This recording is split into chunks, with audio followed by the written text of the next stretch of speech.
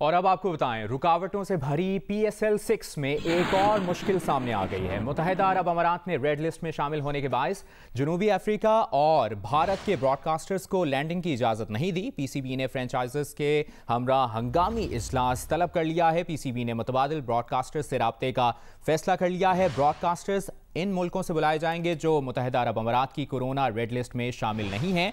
PSL 6 के लिए लाहौर से खिलाड़ी और ऑफिशियल्स अबू धाबी रवानगी के लिए एयरपोर्ट पहुंच गए हैं। आपको अपडेट करें, मुत्तहिदा अरब अमारात ने रेड लिस्ट में शामिल होने के बायस जनूबी अफ्रीका और भारत के ब्रॉडकास्टर्स को लैंडिंग की इजाज़त नहीं दी। इसी पर बात करने के लिए हमारे साथ मौजूद हैं senior sports journalist Abdul Majid Bhatti sahab. Lahore से हमें अपडेट करेंगे सुहेल इमरान और कराची से हमें अपडेट करेंगे अतीकुर रहमान। सबसे पहले अब्दुल माजिद भट्टी साहब, कहिएगा PSL 6 का बकिया एडिशन होगा या नहीं? अब तक जो सूरत हाल सामने आई है, जो खबरें सामने आई हैं, क्रिकेट बोर्ड ने नए ऑप्शंस पर गौर शुरू कर दिया है। ओवरऑल इस वक्त क्या सोच विचार चल रही है? देखें, जो सबसे मेन ऑप्शन है वो इस वक्त जिस तरह आप बता रहे हैं कि ब्रॉडकास्टर्स का मसला है, क्योंकि ब्रॉडकास्टर जो थे वो भारत से आने थे, साउथ अफ्रीका से आने थे, लेकिन उनको तो लैंडिंग की इजाजत नहीं मिली। लेकिन उन ब्रॉडकास्टर्स के साथ 7-8 मेन प्लेयर्स भी थे, जिनमें फाफ डुप्लेसी थे, कैमरून डेलपोर्ट थे, डेविड मिलर थे, पाकिस्तान के मोहम्मद नवाज वो भी जोहानिसबर्ग से आ रहे थे, जो कराची किंग्स के कोच हैं हर्षल गिब्स उन्होंने आना था, योहान बोथा जो इस्लामाबाद यूनाइटेड के हेड कोच थे उन्होंने आना था।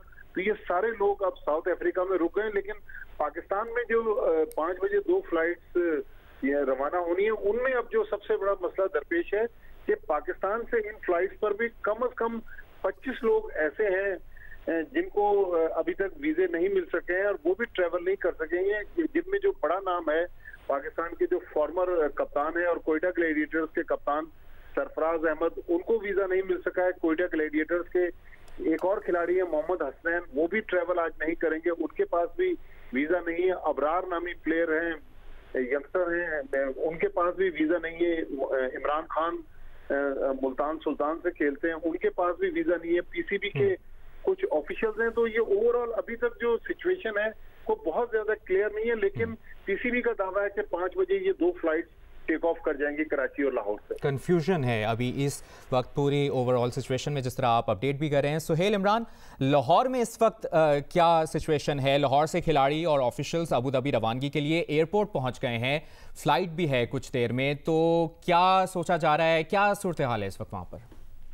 ये इस हवाले से बड़ी खुशाइंद है कि पाकिस्तान सुपर लीग से जो जुड़े अफराद थे और उन्होंने लाहौर में आज उनका चौथा रोजा करंटीना का, उसमें से वो निकले और अब उन्हें कुछ ही देर पहले एयरपोर्ट के लिए हुए हैं। यहाँ पर तकरीबन 15 के करीब गाड़ियों का बंदोबस्त किया गया था। पहले मरहले में 2 गाड़ियां छोड़ के आई एयरपोर्ट कुछ प्लेयर्स को, और जो दूसरा दीगर स्टाफ था अभी कुछ देर पहले यहाँ से निकले हैं मुकामी 5 स्टार होटल जो मालूर पर वाक़ है, और तकरीबन 2 से 3 मिनट तक उनका सफर बाकी रह गया होगा जो वो एयरपोर्ट पहुंचेंगे। और ऑफिशियली जो बताया गया है कि वो 5 बजे यहाँ से फ्लाई करेंगे अबू धाबी के लिए। जिस तरह भी आपने कंफ्यूजन का इजहार किया, अभी तक भी इसी तरह के खदशात पाए जाते हैं कि क्या आने वाले घंटों में क्या होगा। लेकिन इस लिहाज से जरूर है कि जो सफर था उसका आगाज हो चुका है लाहौर से अबू धाबी के जो इंतजाम थे वो मुकम्मल करने के बाद। जी सही। अच्छा भट्टी साहब, जिस तरह आप बता भी रहे हैं, फ्रेंचाइजीज के साथ हंगामी इजलास में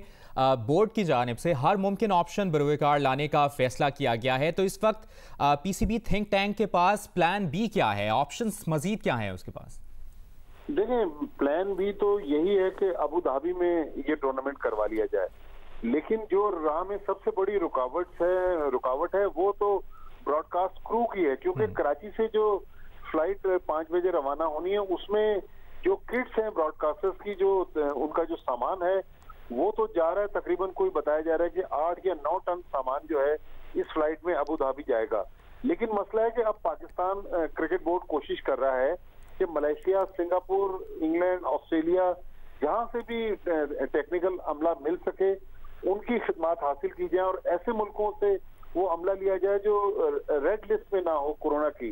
जब रेड लिस्ट में नहीं होगा तो अब से 2-3 दिन बाद भी अगर आ गया तो उनका क्वारंटीन का इतना इशू नहीं होगा, वो फौरी तौर पर अपना काम शुरू कर देंगे। लेकिन मसला है कि सिंगापुर और मलेशिया ऐसे मुल्क हैं जहां पर इनको अमला तो मिलेगा लेकिन वो क्रिकेट की नो हाउ नहीं रखते, लिहाजा जो स्पेशलाइज कैमरामैन है या दूसरे टेक्निकल अमला है उस हवाले से पीसीबी को खासे खदशात है। लेकिन ब्रॉडकास्टर्स का ये मामला तो अपनी जगह, लेकिन एक और मीटिंग जो है वो मेरा ख्याल में अब से थोड़ी देर बाद फ्रेंचाइज मालिकान और पीसीबी के दरमियान होगी, जिसमें फाइनल मामला तय पाएंगे। क्योंकि फ्रेंचाइज मालिकान इन हालात में, इन मुश्किलात में वो नहीं चाहते कि टूर्नामेंट हो, क्योंकि बहुत सारी टीमें ऐसी हैं जिनके पास खिलाड़ी पूरे अवेलेबल नहीं है, तो वो चाहते हैं कि टूर्नामेंट मुलतवी कर दिया जाए ऐसे वक्त में जबकि हालात नॉर्मल हो जाए, फिर ये टूर्नामेंट करवाया जाए। ठीक है, हमें कराची से भी ज्वाइन किया है अतीक रहमान ने, उनसे बात करेंगे। अतीक, जिस तरह से खबर ये सामने आई है कि कराची के होटलों में मौजूद 25 अफराद को अब तक वीज़े नहीं मिले और तमाम अफराद फ़िलहाल बायो सिक्योर बबल में रहेंगे और वीज़ों के इजरा के बाद तमाम अफराद को अलहदा चार्टर फ्लाइट से अबू धाबी पहुँचाया जाएगा। आप कराची में मौजूद हैं, इस वक्त कराची में ऑफिशल्स क्या डिस्कशन कर रहे हैं, क्या फैसले मुतवक्के हैं?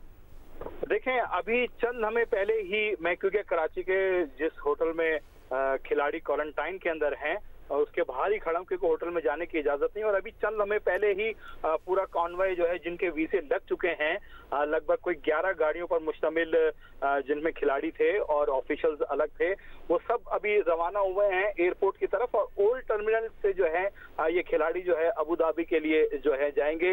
जो स्पेशल चार्टर तैयारा है वो 6027 जो है ये तैयारा है चार्टर, जिससे अबू धाबी रवाना होंगे। और जिन खिलाड़ियों के वीजे नहीं लगे हैं, जैसे सरफराज अहमद हैं, हसनैन हैं और पीसीबी के मीडिया डिपार्टमेंट के कुछ लोग हैं, कुछ ब्रॉडकास्टर के लोग हैं, वो लोग वीजे का इंतजार रहेगा। लेकिन सबसे बड़ा सवाल यह है कि आज है जुमेरात और जुम्मा कल, क्योंकि यूएई में जुम्मे के रोज छुट्टी होती है, अब कब इनके वीजे आएंगे और ये कब जाएंगे, जिसमें खिलाड़ी भी शामिल हैं, ऑफिशियल्स भी शामिल हैं। तो अब ये बहुत सारे सवाल पैदा हो गए हैं कि टीमें तो एयरपोर्ट की तरफ रवाना हो गई हैं, खिलाड़ी भी हो गए हैं, तो अब ये देखते हैं कि इनके वीजे कब तक आएंगे। अगर आज की तारीख में इनके वीजे नहीं आए तो इसका मतलब कल जुम्मा है और फिर हफ्ता इतवार, तो ये बहुत ताखिर से पहुंचेंगे। फिर इनका क्वारंटाइन 7 दिन का वहां पर होगा, तो अब ये पीएसएल कब शुरू होगी, तो ये एक बड़ा सवालिया निशान लगा हुआ है। बड़ा सवालिया निशान लगा हुआ है। सुहेल इमरान, आप बताइएगा, जिस तरह से अतीक रहमान बता रहे हैं कोयटा ग्लैडिएटर्स के चंद खिलाड़ी हैं जिनके वीज़े नहीं लगे, जिनमें सरफराज अहमद भी नाम सामने आया है, लाहौर से क्या रिपोर्ट है? कौन कौन से ऐसे खिलाड़ी हैं या ऑफिशियल्स हैं जिनका वीज़ा नहीं लग सका और वीज़ा जल्द ना लगने की वजूहात कोई सामने आ सकी हैं ऑफिशियल से, अगर आपकी बात हुई हो? जी बिल्कुल, हमें जो जराए ने इस बात की तस्दीक की है कि 4 अफराद है। अभी उन्होंने उसके नाम नहीं बताए, लेकिन जो हमें मालूम हुआ है उससे ज्यादातर स्पोर्ट्स स्टाफ है टीमों का, वो उनके अफराद शामिल है। पाकिस्तान क्रिकेट बोर्ड की तरफ से क्योंकि बाकायदा तौर पर नहीं बताया गया, ना वीजा जारी होने की वजह बताई गई, जो पहले 2 रोज गुफ्तगू यही होती रही थी कि 300 से ज्यादा वीजा थे जो पीएसएल से जुड़े अफराद के थे, तो उसमें कुछ ताखीर हो सकती है। लेकिन ये पूरा एक हफ्ता गुजर गया। अगर प्रोसेस हफ्ते से लेकर जुमे रात तक अगर शुरू भी किया होगा तो अब तक वीजा क्लियरेंस मिल जानी चाहिए थी। कहीं ना कहीं जो काम की रफ्तार थी वो, या कोई डॉक्यूमेंट्स पूरे नहीं गए थे, या कुछ लोगों के वीजे अप्लाई होने से रह गए थे और उनको बाद में शामिल किया गया है। और बड़ी हद तक इम्कान यही है कि फाइलिंग में जो वीजा फाइलिंग के जो डॉक्यूमेंट्स थे उसमें ताखीर हुई है, या नए लोग कंटिजेंट में शामिल किए जाते रहे, जिसकी वजह से आज पाकिस्तान क्रिकेट बोर्ड को जो 25 के लगभग अफराद हैं जिनके वीजा नहीं मिले, उनको हसूल में दुश्वारी का सामना करना पड़ा है। ठीक है, पीसीबी ने फ्रेंचाइजेस के हमरा हंगामी इजलास भी तलब कर लिया है। कुछ ही देर में ये इजलास भी शुरू होगा, उससे मुतालिक भी अपने नाज़रीन को अपडेट करेंगे। अब्दुल माजिद भट्टी साहब, अतीक रहमान, सुहेल इमरान, आप तीनों ने तफसीलन अपडेट किया, शुक्रिया आपका।